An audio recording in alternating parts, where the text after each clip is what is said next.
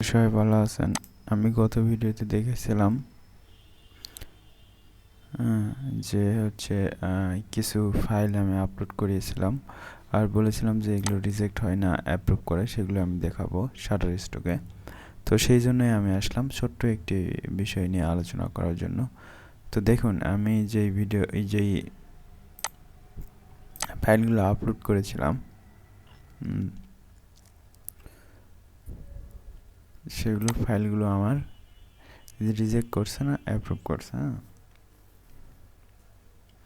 তো সেই ফাইলগুলো কিন্তু ভালো ছিল, কিন্তু তা সত্ত্বেও আমার সবগুলো ফাইল রিজেক্ট করছে, কারণ এআই জেনারেট কন্টেন্ট হিসাবে তারা ধরছে। আর এগুলো ফাইলগুলো কিন্তু খুবই ভালো ছিল।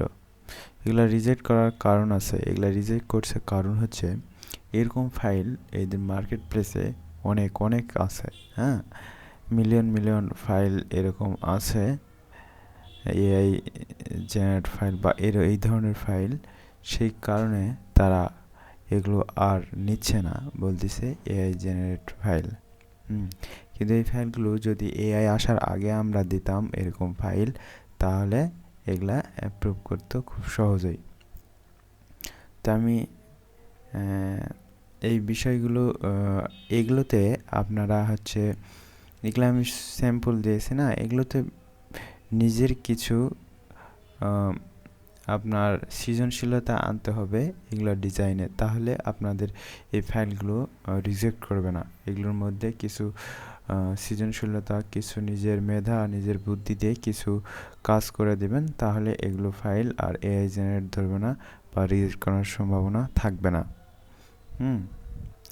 সেক্ষেত্রে আপনি এরকম বিভিন্ন বান্ডিল ফাইল দিতে পারেন, কিংবা এগুলা বিভিন্ন 4টা কিংবা 6টা বান্ডিল করে আলাদা ডিজাইন করে আপলোড করতে পারেন, কিংবা আপনার নিজের একটা সৃজনশীলতা খাটান যদি প্রত্যেকটা ডিজাইনে, তাহলে সেক্ষেত্রে আপনার এআই জেনারেটেড ফাইল হিসাবে তারা ধরবে না। আরেকটা বিষয়, এখানে যে আমি 13টা ফাইল দিয়েছি, 13টার মধ্যে কোনো একটিতে যদি লেয়ারের সমস্যা দেখা দেয় কিংবা কোনো একটাতে সমস্যা দেখা দেয়, তাহলেও তারা একদম সবগুলো ফাইল এআই জেনারেট হিসাবে তারা ধরে এবং সেগুলোকে রিজেক্ট করে দেয়।